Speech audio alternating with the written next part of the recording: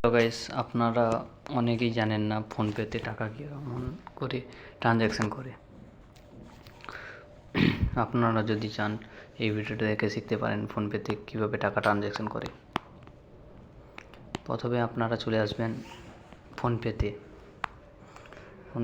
এসে সামনে দেখতে পাবে মোবাইল নাম্বারে টাচ করবেন। মোবাইল নাম্বার এখানে দেখবেন, এই তো মোবাইল নাম্বার লেখা আছে। মোবাইল নাম্বারে টাচ করবেন, যে কাউকে একটা পাঠাবে, নাম্বার দিয়ে দেবে একটা, ঠিক আছে। নাম্বার দিয়ে আমি একটা নাম্বার দিয়ে দিলাম,